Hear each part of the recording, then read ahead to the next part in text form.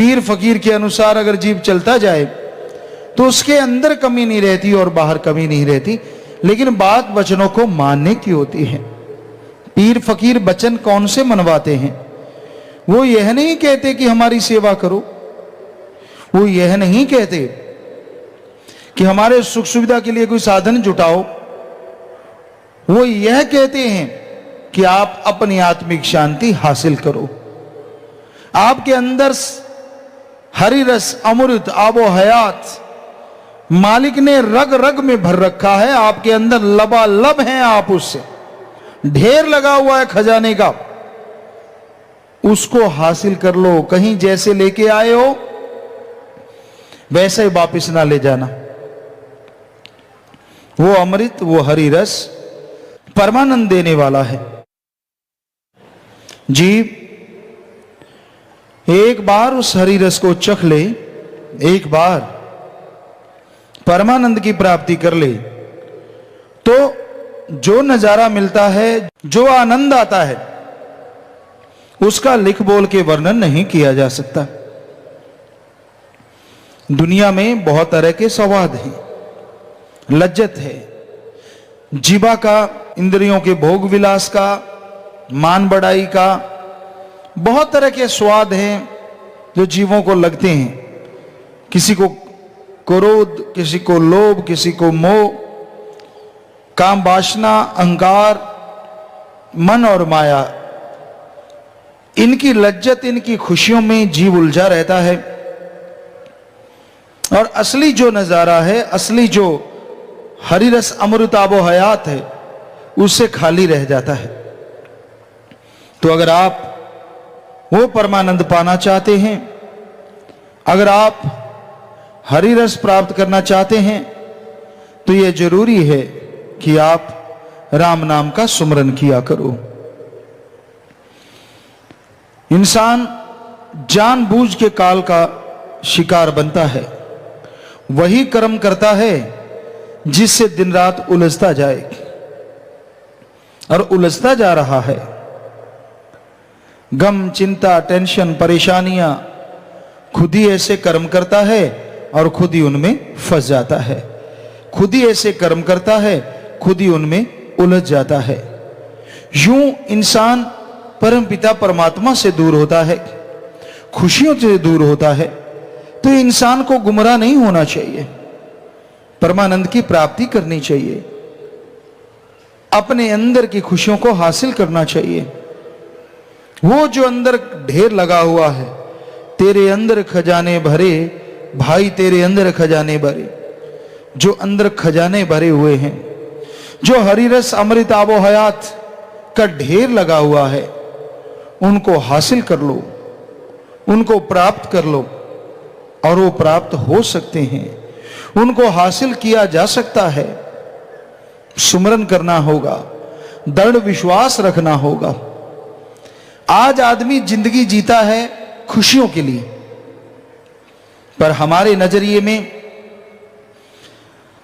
दुनिया के लगभग 98% लोग भोग विलास और माया के लिए जिंदगी जीते हैं। या तो इंद्रियों का भोग विलास उनका मकसद होता है, या फिर दौलत। मुख्यतः ये दो मकसद हैं जो इंसान को आज अपने चंगुल में फंसाए हुए हैं। इनसे छूटता है तो फिर क्रोध है, मोह ममता है, अहंकार है, और मन तो सबके साथ है, हर बुरे कर्म के साथ। तो इन दो की वजह से लोग आज भाग रहे हैं। कई बार बरसात पड़ रही होती है और चींटियों के पर निकल आते हैं और बड़ी तेजी से वो धरती में से निकलती हैं। या बरसात आने वाली होती है, धरती का टेम्परेचर या मालिक जाने कैसे उन चींटियों को पता चलता है कि कुछ होने वाला है, तो वो अपने अंडे या कोई साजो सामान जो उनका होता है उनको उठा के बड़ी तेजी से जा रही होती हैं।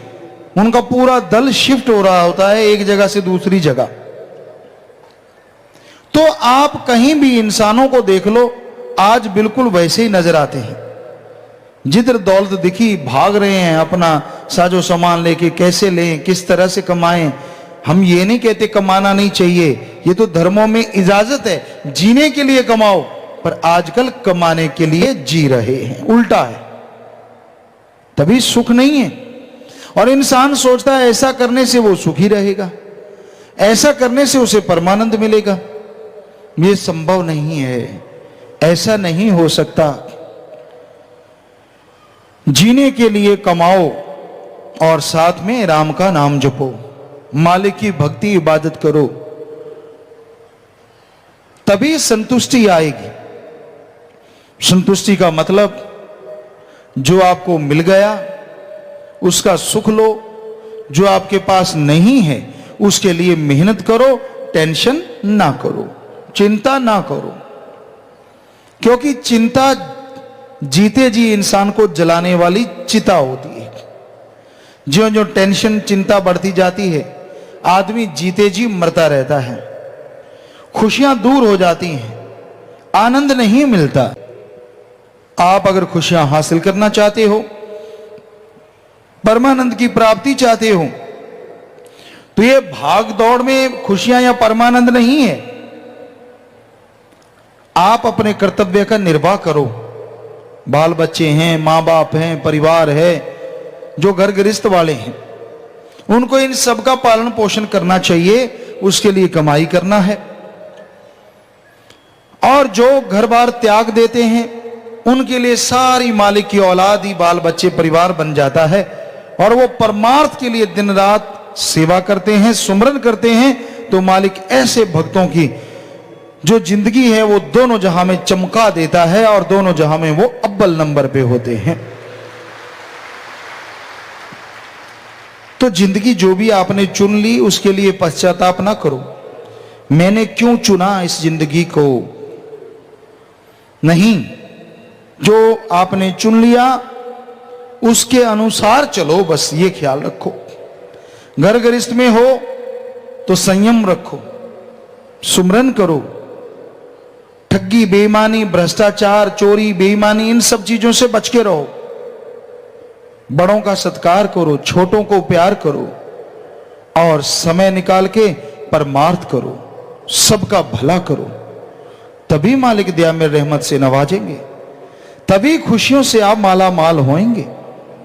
तो भाई आप वचनों को मानोगे तो खुशियां हासिल होंगी, सुन के अमल करोगे तो मालिक की दया में रहमत को प्राप्त करोगे। सब जूनों में सरदारी मिली, जी चाहे करे मुख्तियारी मिली, ढोए काल बगार क्यों गवार बना, 84 लाख जोनियां, और ये सब के सब काल के गुलाम हैं। जैसा काल चाहता है इनको कर्म करने पड़ते हैं।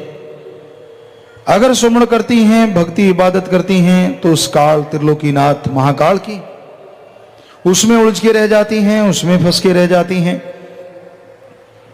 उस परमपिता परमात्मा, उस ओंकार, उस दया के सागर जो मुक्ति का दाता है, कि भक्ति इबादत का मौका जीवात्मा को मनुष्य शरीर में मिलता है। मनुष्य शरीर में आके अगर मालिक की भक्ति करे, मालिक का नाम जपे, तो आवागमन से मोक्ष मुक्ति मिलती है। वरना आत्मा गुलाम बनी रहती है काल के देश में, क्योंकि इसने गुनाह ही ऐसा किया। काल की नगरी काल ने बनाई, मालिक ने कहा जाओ तमाशा देखाओ, हालांकि मालिक जानते हैं, वो तो जानी जान है। आवाज दी, धुन दी, और वो धुन तब से अब और हमेशा चलती रहेगी। वो धुन जिससे सब कुछ प्रकट हुआ, वो धुन धुनकारें देने लगी। जीवात्माएं अलग अलग शरीरों में प्रवेश कर चुकी थी, तो मालिक की उस धुन ने पुकारा कि आओ वापिस घर लौट आओ। लेकिन वो खेल खिलौनों में, काल के बनाए शरीरों में इतनी उलझ गई, इतनी मस्त हो गई कि मालिक की आवाज को इग्नोर कर दिया, मालिक की आवाज को छोड़ दिया। काल ने वचन ले लिए कि जिस भी शरीर में मस्त रहे, मेरी गुलाम बनी रहे, क्योंकि भक्ति बहुत ज्यादा की। तो मालिक ने वो वचन माने, लेकिन साथ एक शरीर भी बना दिया, मनुष्य शरीर, कि इस तरह से तो ये आत्माएं शरीरों से हमेशा दुख झेलती रहेंगी, गुलाम बनी रहेंगी, इनको तो कभी आजादी मिलेगी नहीं। तो मालिक ने फिर मनुष्य शरीर बनाया जिसमें आत्मा आए तो वो खुद मुख्तियार होगी, कुछ हद तक उसे समझ होगी, अच्छे बुरे की कर्म बना सकेगी।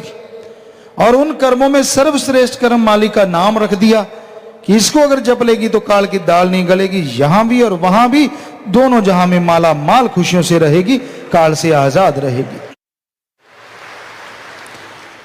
तो मालिक ने ये वचन कर दिए। और जो जीवात्मा बाकी के शरीरों में मनुष्य को छोड़ के किसी और शरीर में रहती है, उसमें रहते हुए भी काल महाकाल की भक्ति करती है, लेकिन अंदर अगर तड़फ, व्याकुलता परम पिता परमात्मा को पाने की लग जाती है, तो मालिक उस पुकार को भी जरूर कबूल करते हैं। और उन आत्माओं को संस्कारी रूह कहा जाता है कि उनकी तड़प बन जाती है, चाहे वो काल महाकाल की भक्ति क्यों ना करें, पर उस मालिक को पाने के लिए वो तड़पती हैं, व्याकुल हैं काल महाकाल के दायरे में। उससे आगे तो वो भक्ति कर नहीं सकती, क्योंकि परम पिताजी ने भी भजनों में लिखा है कि तेरे से अच्छे तो वो पक्षी हैं जो मैदानों में रोड चुनते हैं, खाते हैं और हरि का नाम जपते हैं। वो हरि यानी त्रिलोकीनाथ महाकाल, बेपरवाह जी का इशारा कि वो जपते तो उसका नाम है, परमपिता परमात्मा का, ओंकार का, लेकिन लेना काल महाकाल का पड़ता है, पर मालिक तो जान ही जान है। इसलिए फिर वो हरि अपना नाम कन्वर्ट कर लेते हैं कि ठीक है भाई तेरी भक्ति मंजूर, और उस संस्कारी रूह को मालिक फिर मनुष्य शरीर में बेअंत खुशियां या अलग तरह की खुशियां बख्श देते हैं।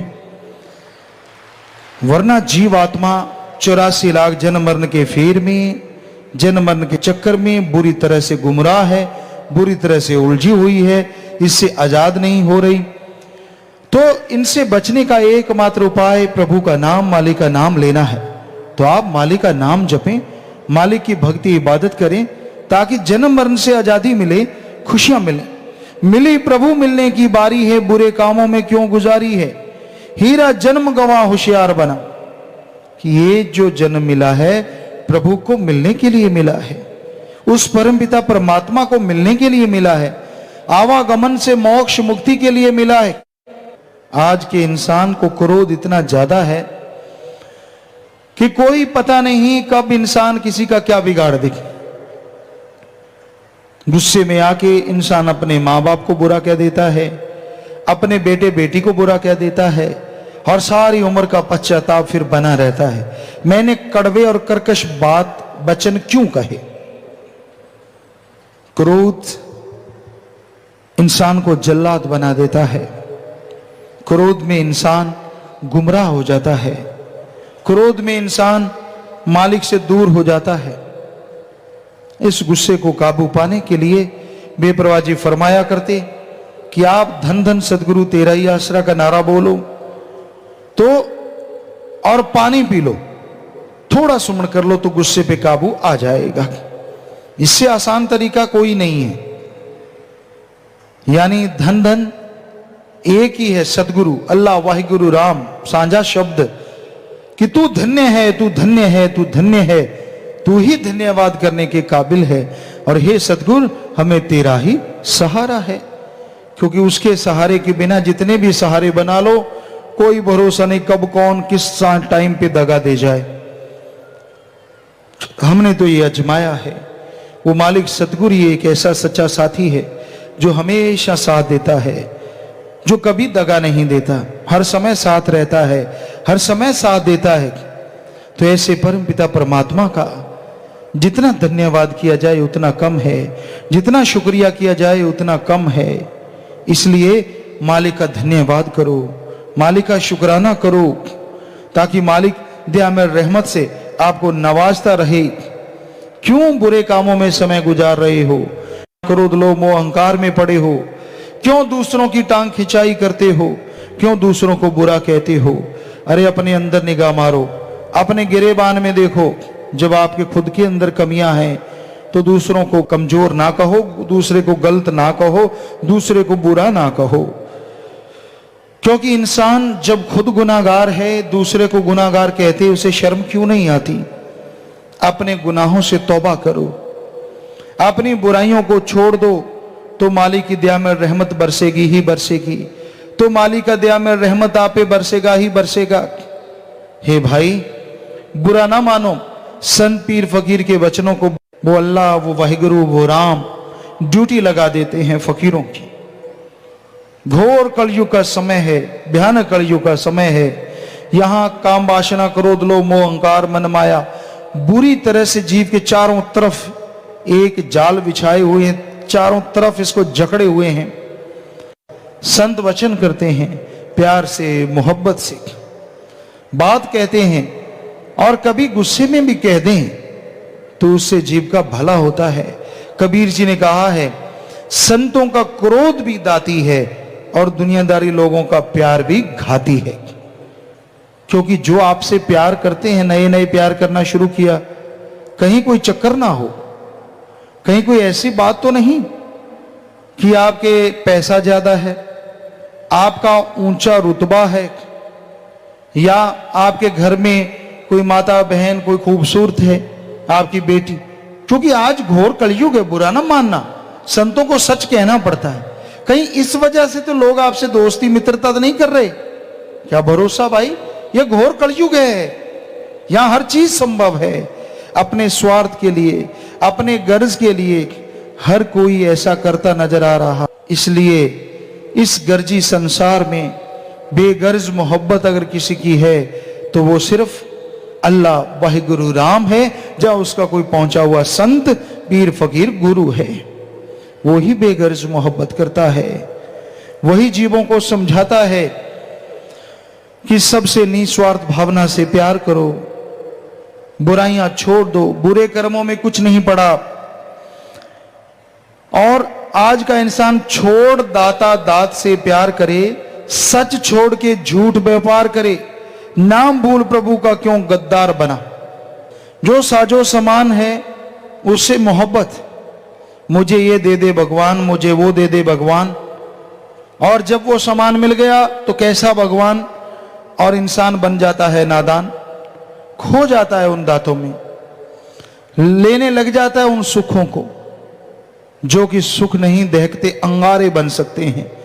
क्योंकि मालिक की याद में, उसकी मोहब्बत में, दृढ़ विश्वास में, और मालिक का प्यार ना हो, सिर से साया उठ जाए, मालिक का हाथ उठ जाए, तो भाई आम भी आग की कुकड़ियां बन जाती हैं, आग की अम्मियां बन जाती हैं, जहरीली हो जाती हैं। इसलिए मालिक से नाता जोड़ के रखो, परम पिता परमात्मा से नाता जोड़ के रखो।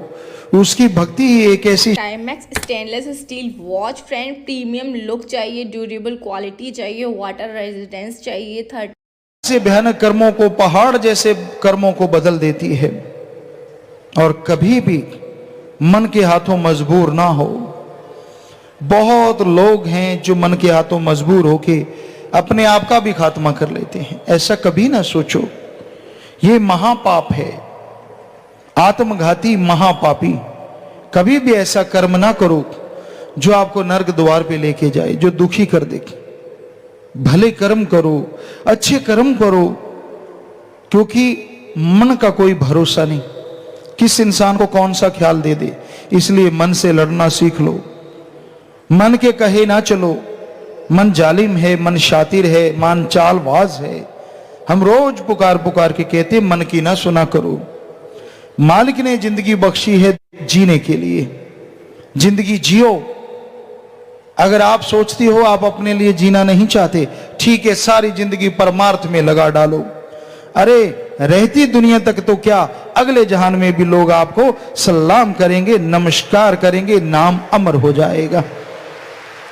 और आपके माँ बाप का ऋण उतर जाएगा कि धन्य ऐसी माँ, धन्य ऐसा बाप जिसने ऐसी औलाद को जना है।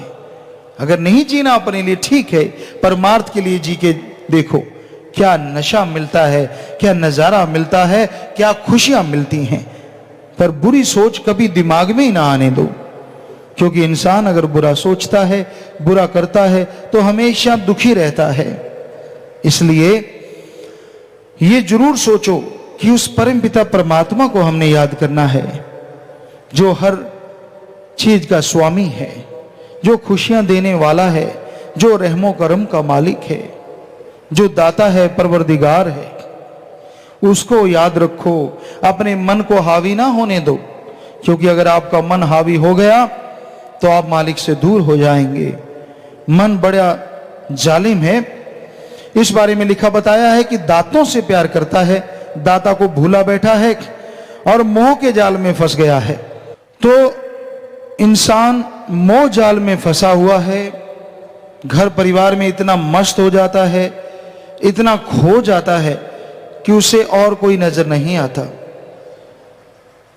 जो इंसान मोह ममता में फंस जाते हैं वो भी दुखी रहते हैं। अपने बच्चों का पालन पोषण करना, उनके लिए कमाना, उनके लिए बनाना, ये तो फर्ज है, ये तो कर्तव्य है, ये तो प्यार है, ये मोह ममता नहीं है। लेकिन हद से ज्यादा उन तक सीमित हो जाना, हर टाइम हर पल उनके लिए सोचते रहना, हर पल हर समय उनके लिए मरते रहना, उनकी कमाई के लिए, उनके अच्छे का जिंदगी के लिए सोचना और खुद की जिंदगी को नरक बना लेना, ये मोह ममता है। जैसे धृतराष्ट्र का हुआ, दुर्योधन के प्यार में वो मोह में भी अंधा हो गया और उसका रिजल्ट खुद सारी जिंदगी खुशियां हासिल नहीं कर पाया, तड़पता रहा। दुर्योधन मेरा ये बन जाए, दुर्योधन मेरा वो बन जाए, बुरा हाल उसका। और जब वो बड़ा हो गया तो विष की बेल जो है, जो बड़ी होके उसमें विष के ही फल आते हैं और उन फलों ने सारे घर को, सारी कुल का नाश कर दिया, जिसका सबसे बड़ा जिम्मेवार धृतराष्ट्र भी माना जाता है। क्योंकि अगर वो दुर्योधन को शुरू में टोकता, रोकता, फटकारता, बुरे कर्म ना करने देता, साथ में गंधारी तो रोकती रही, जिसने आंखों पे पट्टी बांध ली थी। इसलिए कहते हैं जीते जी आंखों पे पट्टी नहीं बांधनी चाहिए, गंधारी से शिक्षा लो। हालांकि उसने सोचा मेरा पति अंधा, मैं भी अंधा। ये भी तो सोचा जा सकता है कि पति अंधा अगर मैं देखती रहूं तो हर जगह इसकी मदद करूंगी, ये भी तो संभव था। फैसले सारे सही नहीं होते जो लिए जाते हैं। ये भी तो माना जा सकता था कि मैं देखती हूं मेरा पति अंधा है, मैं लाठी बन के इसका साथ दूं तो रिजल्ट कुछ और ही होता। बच्चे को कोई देखने वाला नहीं रहा, एक वैसे अंधा, एक दूसरी तरह से अंधा, दोनों अंधे, और वो पुत्र मोह में और ज्यादा अंधा, तो सब कुछ बर्बाद कर लिया। आप भी जीते हुए आंखों पे पट्टी ना बांधा करो। आपके बच्चे क्या कर रहे हैं निगाह रखा करो। ये मत सोचो जमाना ऐसा है जी, आजकल नया जमाना है, लोग फ्रैंक हैं, ये वो फला, नहीं। हमारे संस्कार के अंदर भरोगे तो ये समाज अच्छा फलेगा। हमारे संस्कारों जैसे संस्कार कहीं भी नहीं है, धार्मिक संस्कार हैं। ये बच्चों के अंदर जरूर भरो, उनको खुला ना छोड़ो, वरना कहीं उनकी कोई गलती पे आप नजरअंदाज करते रहो। क्योंकि ऐसे ही धृतराष्ट्र ने किया, छोटी सी कोई गलती होती दुर्योधन से, उसको आके बताते कि भाई तेरे बेटे ने ऐसा किया, कितना मेरा बेटा नहीं ऐसा कर सकता, बार बार उसको बताया गया। कहने का मतलब आप नजरअंदाज करते रहो। आपको टीचर, लेक्चरर, संगीत साथी, वार्डन कोई भी कहता है कि आपका बच्चा गलत कर रहा है और आप खुश होते हो कि नहीं मेरा खून ऐसा नहीं हो सकता, और जब बड़ा होके वो विष का पौधा बनेगा तब कहीं सारी बर्बादी ना हो जाए। इससे अच्छा है आप अपने बच्चों को लगाम कस के रखो। ये नहीं कि उनको कुछ करने ना, पढ़ाओ खूब, लिखाओ खूब, अच्छे बनाओ, अच्छे संस्कार दो, लेकिन संस्कृति हमारी जो है वो रग रग में उनके भर दो, ताकि वो खराब ना हो, समाज बर्बाद ना हो, वो इंसान से शैतान ना बन जाए। ये जरूरी है, ये लाजमी है। 2 घड़ी तू बैठ के बंदे राम नाम गुण गा, जन्म अमोलक मिला है हीरा, इसका लाभ उठाओ बंदे गा राम गुण गा, ये जीवन सफल बना। ईश्वर का नाम, अल्लाह मालिक का नाम जरूर लेना चाहिए। क्यों? इंसान यह सोचता है अच्छा घर है, अच्छी नौकरी, पैसा है, बाल बच्चे, परिवार है, सब कुछ तो है, मैं क्यों जपूं राम का नाम, उस अल्लाह वाहिगुरु गौड़ खुदा हरि को क्यों याद करूं? ऐसा क्या है जो मेरे पास नहीं है? ऐसी चीज जो इंसान के पास नहीं है वो होनी जरूरी चाहिए, और वो है आत्मिक शांति। जब तक आत्मिक शांति नहीं है, सब कुछ होते हुए भी इंसान कंगाल है। कितना भी पैसा कमा लो, कितना घर परिवार बना लो, कुछ भी इकट्ठा कर लो, अगर आत्मिक शांति नहीं है, अंदर अगर आपके शांति नहीं है, तो सब बना बनाया बेकार है। आत्मा की शांति बाहर से नहीं मिलती। कोई ऐसा टॉनिक नहीं, कोई ऐसी दवा नहीं जिससे आत्मिक शांति मिल जाए। एलोपैथी, होम्योपैथी, आयुर्वेदा, नेचुरोपैथी, कोई भी ऐसी दवाई नहीं है, कोई भी ऐसा मेडिसिन नहीं है जिसको लेने से आत्मबल बढ़ जाए। आत्मबल हमारे धर्मों में लिखा है बढ़ता है आत्मिक चिंतन से, और आत्मिक चिंतन होती है प्रभु का नाम सुमरण करने से। ये विज्ञान में भी बताया जा चुका है। नासा साइंस केंद्र में किसी ने यह सवाल किया कि जब विज्ञान ये मानती है कि जो आत्मबल है सफलता की कुंजी है, तो हे साइंटिस्ट महोदय, ये बताओ कि फिर आत्मविश्वास को बढ़ाने वाला टॉनिक आपके पास कौन सा है? तो उन्होंने जो जवाब दिया, वो जवाब वही था जो हमारे वेद शास्त्रों में लिखा हुआ है। क्या कहा उन्होंने? दवाई नहीं है इसकी, आप कोई शब्द ले लो और उस शब्द पे ध्यान एकाग्र करो, लगातार उसको दोहराते रहो, तो आपके अंदर आत्मविश्वास धीरे धीरे बढ़ने लगेगा। पूछने वाले ने पूछा कौन सा शब्द? कहते जैसे ओम हरि अल्लाह गॉड। सो कहने का मतलब विज्ञान भी वहीं आ रही है या आ जाती है, यहां धर्म शुरू हुए थे। धर्मों में तो ये बात बताई हुई है कि अगर आप आत्मविश्वास चाहते हैं, आत्मिक शांति चाहते हैं, तो आप सुमरन करें भगवान का शब्द। जैसे आपको भाई नेम बुलाते हैं, बिना नाम के आपकी पहचान नहीं है, नाम के साथ आपकी पहचान है। तो नाम लेंगे आप झट से खड़े हो जाएंगे। वैसे उस ओंकार अल्लाह गॉड खुदा रब वाहिगुरु मालिक का नाम है, जिसे नाम, कलमा, गुरु मंत्र, method of meditation, the gods words, अलग अलग शब्द हैं। तो उन शब्दों का अभ्यास करो, उन शब्दों पे आप रिसर्च करो, तो उसको बुलाओ, तो उन शब्दों के द्वारा ही आत्मविश्वास बढ़ता है। और आत्मविश्वास बढ़ने से इंसान तमाम गम, चिंता, परेशानियों से आजाद हो सकता है। आदमी को टेंशन आती है जब कोई बात उसके दिमाग में चलती रहती है, कोई परेशानी है, कोई समस्या है, वो लगातार जितने बार आपके अंदर आएगी, टेंशन, चिंता और बढ़ेगी कि ये समस्या से हल कैसे निकालूं, इससे आजाद कैसे हूं, ये परेशानियां दूर कैसे होंगी। लगातार लगातार लगातार वो बात जहन में, दिमाग में जैसे जैसे घूमती रहती है, तो वो टेंशन पैदा कर देती है, चिंता पैदा कर देती है, और आदमी चिंतित होता रहता है। दिमाग जवाब दे देता है कि भाई तेरी इस समस्या का हल मेरे पास नहीं है। जब दिमाग जवाब दे देता है कि कोई जवाब नहीं मिलता, समस्या से निकलने का रास्ता नहीं मिलता, तो टेंशन और बढ़ जाती है। होता क्या है, जैसे ही सुमरण करते हैं आत्मविश्वास बढ़ता है, तो आदमी का दिमाग ज्यादा सोचने समझने लगता है, या दूसरे शब्दों में, विज्ञान की भाषा में, आदमी का दिमाग आदमी ज्यादा इस्तेमाल में लाना शुरू कर देता है। आदमी 15 से 20% दिमाग को प्रयोग में लाता है, बाकी वैसे लेके आता है, वैसे चला जाता है ज्यों का त्यों। लेकिन जैसे ही मेडिटेशन करोगे, गुरु मंत्र का जाप करोगे, मालिक के नाम का जाप करोगे, आपके अंदर आत्मविश्वास आएगा। और मान लो आप दिमाग का 15% काम करते, तो हो सकता है उससे 30, 40, 50% आपका दिमाग आप काम में लेने लग जाएं। तो जो 15% आप जब दिमाग से काम लेते थे, जिस समस्या का हल नहीं मिल रहा था, जिस परेशानी का जवाब नहीं मिल रहा था, जैसे दिमाग 30% सोचने लगता है, यानी डबल हो जाता है, तो नेचुरली उस परेशानी का हल आपको आपके अंदर से मिल जाता है और आप टेंशन फ्री हो जाते हैं। तो अल्लाह वाहिगुरु का नाम ऐसे काम करता है, और कोई जादू टोना, दागे, तावीज पहनने से कुछ नहीं होता। ये सब फजूल की बातें, माया लेने के लिए, नोटों की चक्कर है, और कोई चक्कर नहीं।